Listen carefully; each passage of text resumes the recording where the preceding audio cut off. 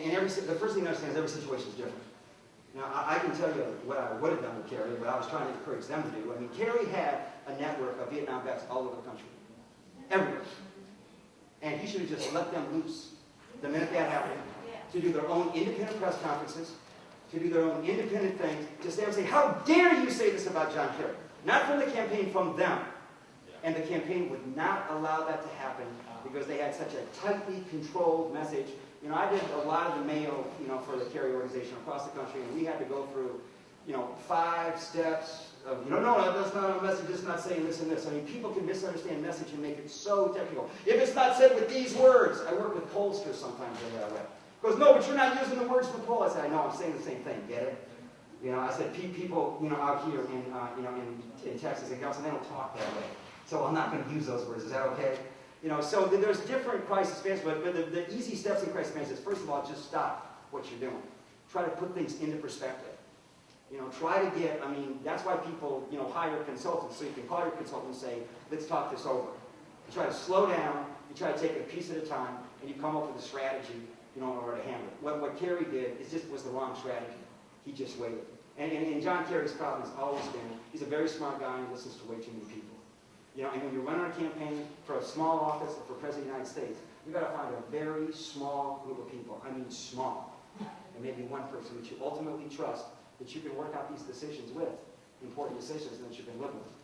You know, Kerry always had to ask, you know, 14 people and get 14 different answers, much less you're in a presidential campaign. There's just, you know, no, I'm more important. I can give you the answer. You know? I mean, when I do my mail pieces, a lot of times I try to warn candidates and say, please don't show this to your kitchen cabinet. Well, why? You know, it's really important that everybody like this piece. Well, you don't show it to your kitchen cabinet because the whole nature of people sitting around a table, and if I produce them a nice piece of literature, you're asking for their input. And they're going to give you their input whether it's right or wrong. They're not the professional. I'm the professional. If you want to do that, you can do that, but, you know, I'm going to tell you if it ruins the piece. You know, and so there's things you try to leave the professionals. There's things that you try to, you know, get input and information on, but, you know, you want to keep it into a small, tight circle. The message pyramid, what consideration have you given for the influence of the 9%, those opinion leaders, and the informed public on the 75%?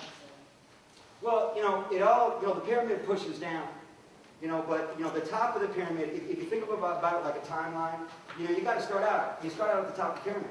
You got to start out with the top 1%. I mean, if you're running for any office, one of the first things you should do is go meet with other office holders. You know, a lot of times, depending on the district, I encourage you, no matter what part, they're going to say, listen, I'm running for this office. I want to let you know, I'm asking for your support. I'd like to meet with you. Or all the deep political 1% Democratic insiders, you meet with them first. And next you're going to be meeting with the opinion leaders. And next you're going to be meeting with the informed public. But understand, in the majority of your campaign, time-wise, you're really just dealing with the top of this pyramid. You're starting to filter messages. Messages are starting to filter down here. But many a campaign has been lost over time because they don't crescendo at the right time. Because they've used their resources, because they decided that, you know, nail files and combs and balloons, you know, were more important than message delivery mechanisms when people are going to make their decision. You know, when you know, in this next election you guys have here, the primary election, you know, majority of people are going to be coming out to vote for president. And I think we're still going to have a race there. Unless things change drastically, I think they're going to be voting for president. I didn't say it's a presidential primary. And then you'll have local races that are very hot races that cause the turnout to be because, you know, people are competing against it. And then you have other races that we call more down-ballot races. You know, in down-ballot races, I mean, the 75% of the people down here, I try to always study the ballots and say, how many people actually go down the ballot and vote for all the people? Is there a pattern here? Let me look at a senior citizen building.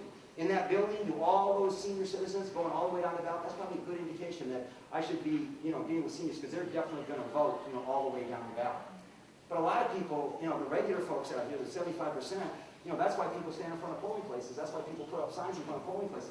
Everybody thinks that's so stupid. There's many a person that's going in there and saying, oh yeah, judge. I've got to make that vote. You know, oh yeah, county supervisor. Who am I supposed to vote for? Oh yeah, I remember that guy.